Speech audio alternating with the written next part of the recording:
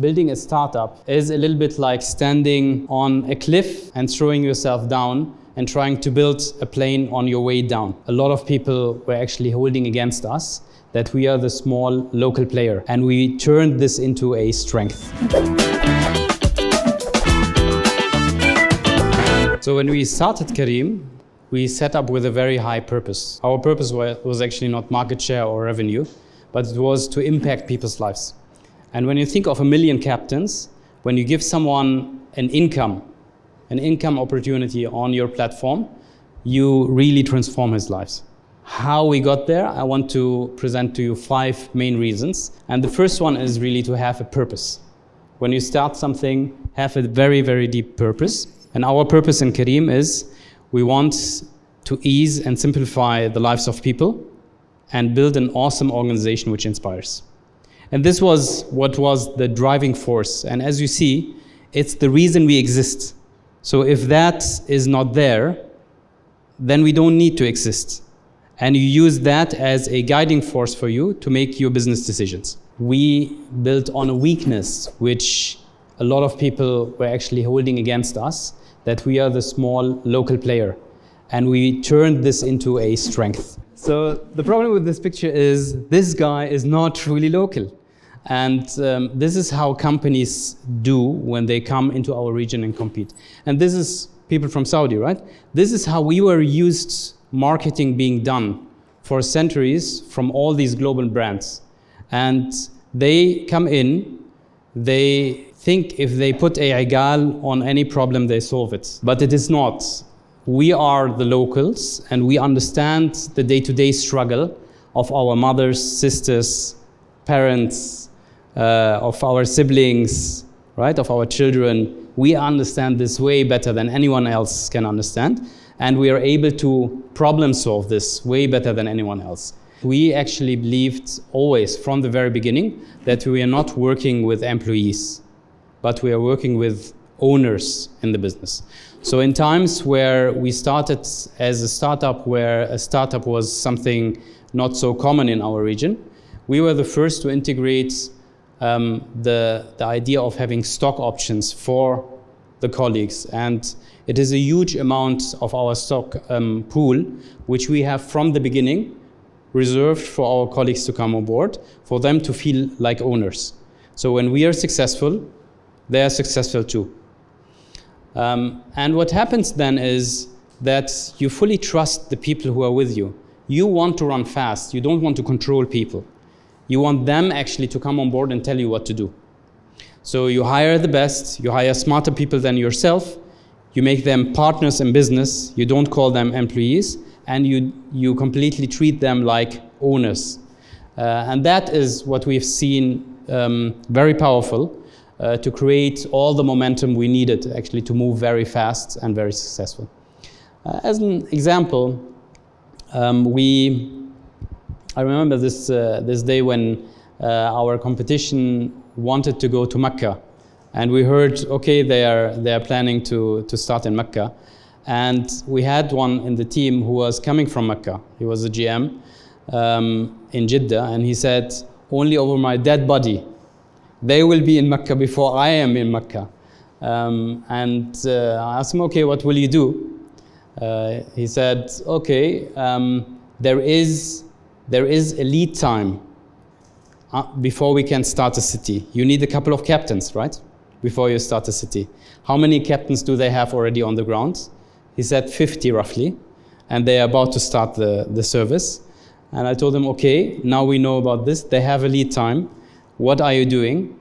He said, the only way we can do that is by taking captains from Jeddah and going all the way to Mecca and start the service then before them. Have an apartment there for them until we are up and running and have sourced locally. So I'm okay, good.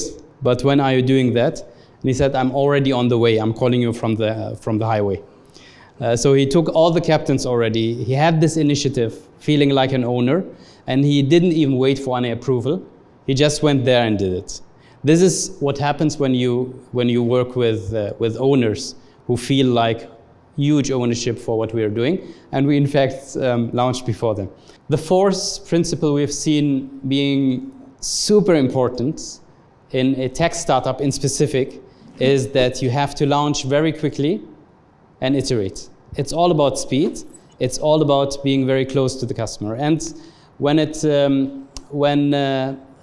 maybe you have heard about Reid Hoffman, the founder of LinkedIn. When he described a startup, a situation in a startup, he said building a startup is a little bit like standing on a cliff and throwing yourself down and trying to build a plane on your way down.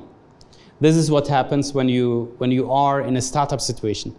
You're burning through cash, you don't have time, you have to build momentum, you have to get customers on board before you actually crash, before you're through your cash and you cannot offer any revenue to finance yourself or any investment. So this is the situation in startup. In that situation, what you cannot do is building the perfect product and get it out there. That is something you cannot do, which looks like that. You work on mobility, and only when you have the perfect Porsche, then you launch it to the customers. What you have to do is you have to build a MVP, which is MLP, we call it.